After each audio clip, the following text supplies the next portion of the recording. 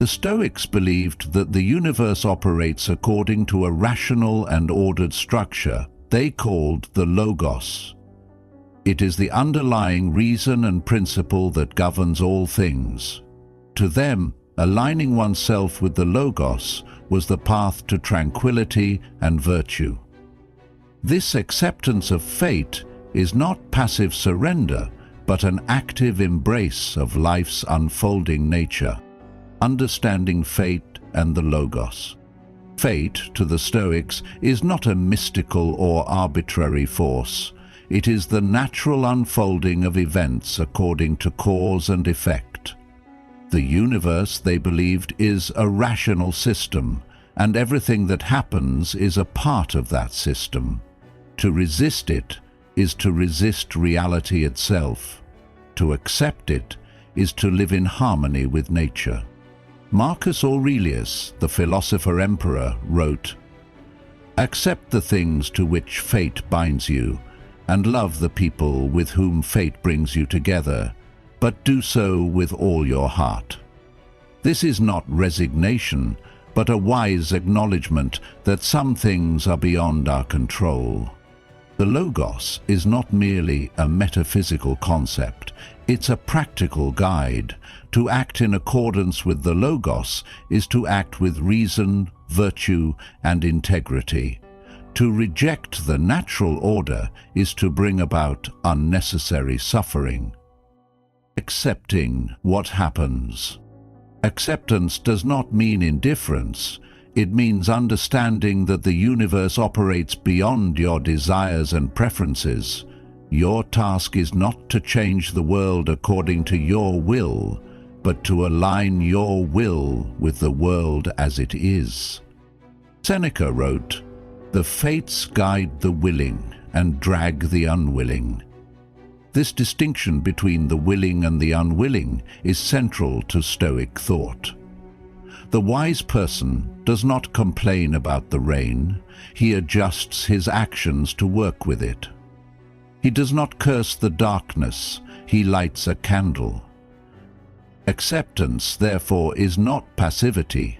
It is the recognition that while you may not control external events, you have absolute control over how you respond to them, and how you respond is what defines your character. The art of letting go. One of the greatest sources of human suffering is attachment. People cling to wealth, status, power, pleasure, and even loved ones, believing their happiness depends on such things. But all of these are transient. They can be taken away in a moment. To pin your happiness on them is to live in constant fear. By accepting fate, you let go of the illusion of control over external things.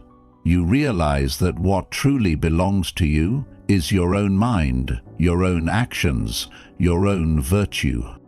Epictetus advised, "Don't demand that things happen as you wish, but wish that they happen as they do, and you will go on well." It is a shift in perspective that grants freedom from the tyranny of circumstance, aligning yourself with the Logos. If the universe is rational and ordered, then to live well is to live according to reason. This means acting with wisdom, courage, justice, and temperance in all things. To embrace the Logos is to seek virtue above all else. This does not mean you do nothing when adversity strikes. It means you act with the best of your ability, guided by reason, and then accept whatever outcome follows. You recognize that while you can control your actions, you cannot always control the results. Practical applications of accepting fate. How do you put this principle into practice? By cultivating a mindset of acceptance and proactive engagement with life. 1. Daily reflection. At the end of each day, review what has happened. Ask yourself, what did I desire today that was outside my control? How did I respond when things didn't go as planned? Did I act in accordance with my principles regardless of the outcome? By consistently examining your thoughts and actions, you align yourself more closely with the logos. 2. Negative visualization. Before undertaking any task or setting out for the day, visualize what could go wrong, not to discourage yourself, but to prepare yourself to accept whatever happens. By expecting potential obstacles, you train yourself to respond with equanimity when things don't go as you hope. 3. Letting go of outcomes. Focus on your actions, not the results.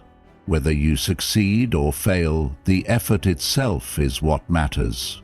When you detach yourself from outcomes, you free yourself from unnecessary suffering. Fate as a teacher. To the Stoic, every event, whether pleasurable or painful, is a lesson. Each obstacle presents an opportunity to practice virtue. The death of a loved one calls for acceptance and resilience. The loss of wealth invites temperance and ingenuity.